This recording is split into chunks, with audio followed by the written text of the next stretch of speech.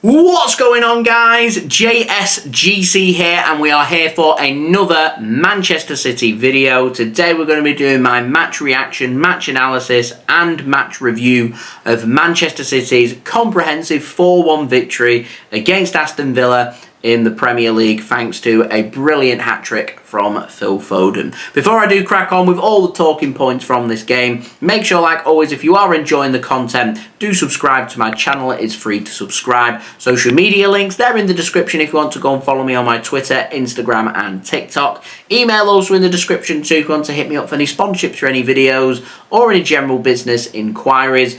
Also, don't forget as well to leave a thumbs up. 100 likes is the aim. Do let me know your thoughts as well in the comments below. And finally, I want to say a big thank you to SofaScore for sponsoring today's video. You can go and check them out. Links and details there in the description. It is a free app to download. Very highly rated. They're going to keep you up to date with all the latest scores from around the grounds and all the very latest news on Manchester City, as well as all the latest scores and happenings from all your favourite sports, all there in one app. Go and check it out. Links and details there in the description. Remember, anyone that does download the SofaScore app using my link does help to support the future content created here on my channel. So, going to crack on with my match review, match reaction and match analysis and what I took away from this game. And I think it's safe to say that Manchester City now have a little bit of a selection headache when it comes to not just the match against Crystal Palace, but also something to think about when it comes to the match against Real Madrid as well, because there were some brilliant performances out there. Rico Lewis everywhere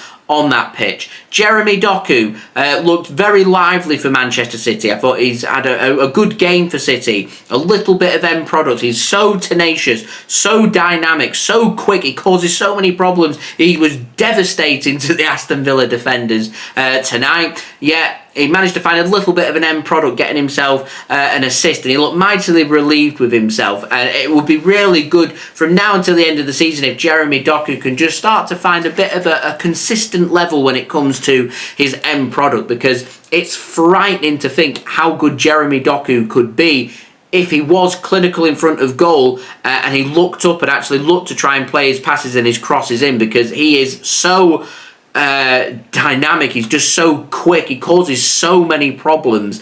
He will cause problems even with teams parking a bus because of his burst of acceleration. He can just knock the ball ahead and he'll get to the ball ahead of any other player out there, in particular any defender. So he's just a real asset for Manchester City to have. We're just looking for that level of accuracy and consistency from Jeremy Doku, which I think he's lacked a little bit this season. Maybe that's down to him adapting to a new league and a new country, his age, a combination of both. But it'd be really good now if Jeremy Doku could hit the ground running for the remainder of the season. I thought he had a really good game today for Manchester City, as I thought Jack Grealish did a good game for City as well. But as I said, all headlines today belong to Phil Foden, because you see the very best out of Phil Foden when he's playing behind the striker. And I think the main talking point is, does Erling Haaland get in the way of Phil Foden and stop Phil Foden from expressing himself and City getting the very best out of Phil Foden?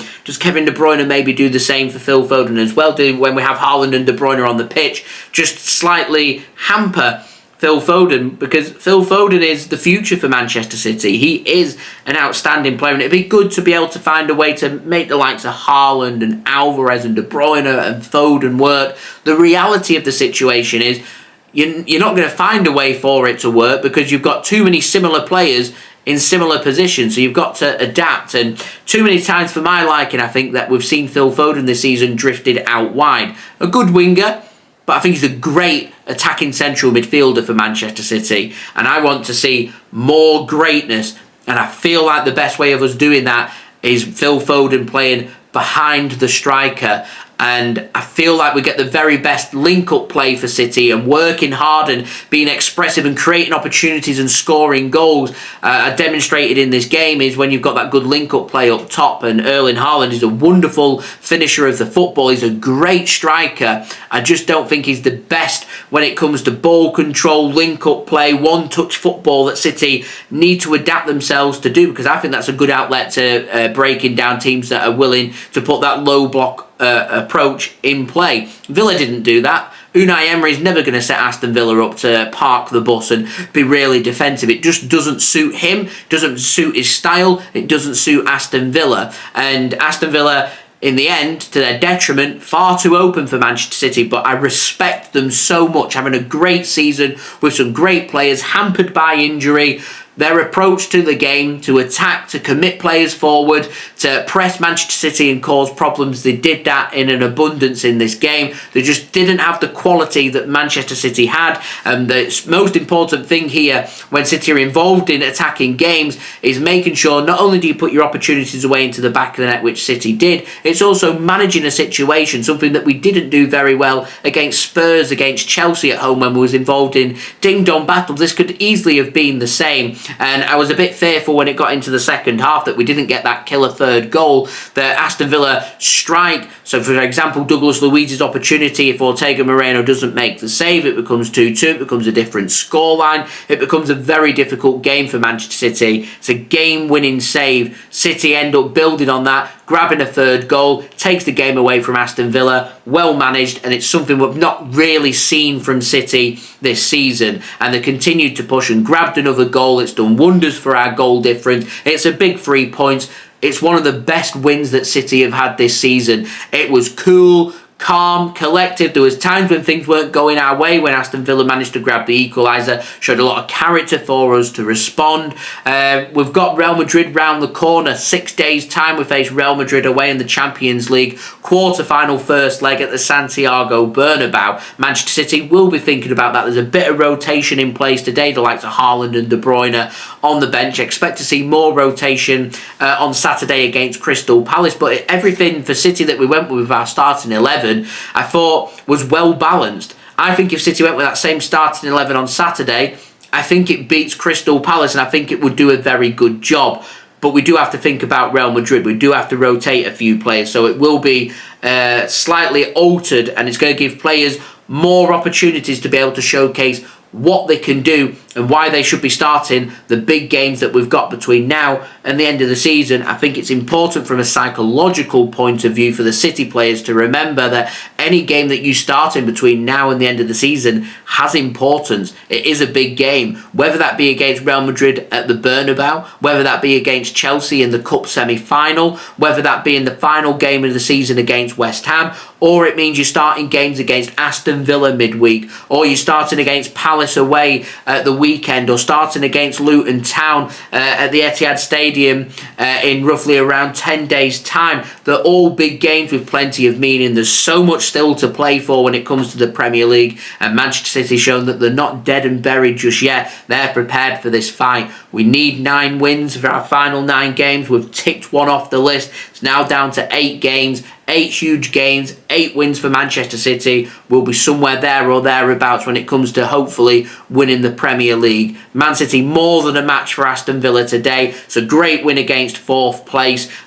We need to use that for confidence and a catalyst to push ourselves on for the remainder of the season and the big games to come. Very impressed with Phil Foden today. Defensively, City look very strong as well. Really good midfield control. Lots of running involved for City. Lots of good practice coming up for these big games. So just all round a really good performance, and now Man City face a bit of a headache. Do you want to adapt a way of finding De Bruyne back into the team? Do you go with Alvarez? How do you fit Erling Haaland into it? Is Erling Haaland a bit of a hindrance to Manchester City? Do we look better without Haaland? There's so many questions out there that I'm sure a lot of the people that like their analysis that will be able to break down, but all I can judge on is what I see in front of me, and what I see in front of me is Manchester City's link-up play. Excellent in this game. It broke down Aston Villa, a very good side, and I think it's capable of doing a job against Crystal Palace as well, away from home.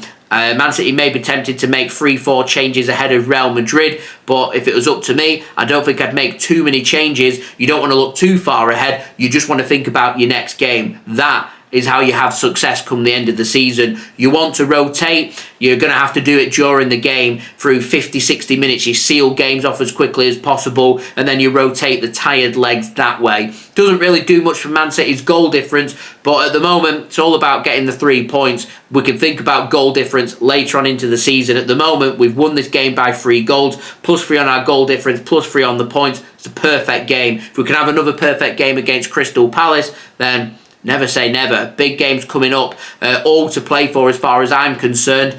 They're my thoughts, guys. Do let me know your thoughts in the comments below.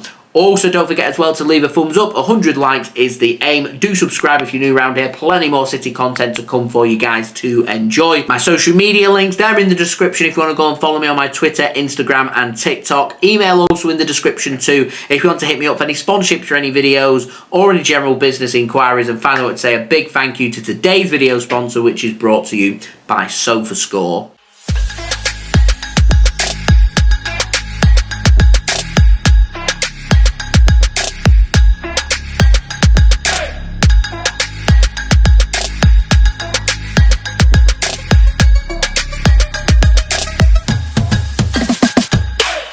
Thank you very much to SofaScore for sponsoring this video. Remember, it's a free app to download, highly rated, keep you up to date with all the latest football scores for Manchester City, from around the grounds, through the Premier League, through England and around the world, as well as all the latest scores from all the other sports that you guys love to watch. All in one place. Go and check it out. Free app to download. Anyone that does download the SofaScore app using my link in the description or the QR code on screen does help to support the future content created here on my channel, and it keeps these videos coming for you guys. And I'll see you all again real soon for the next Manchester City video, with games coming in thick and fast, so it won't be long before you see me again, which will be tomorrow. So I've been JSGC. Thank you everyone for watching. I hope everyone is safe and well. Peace.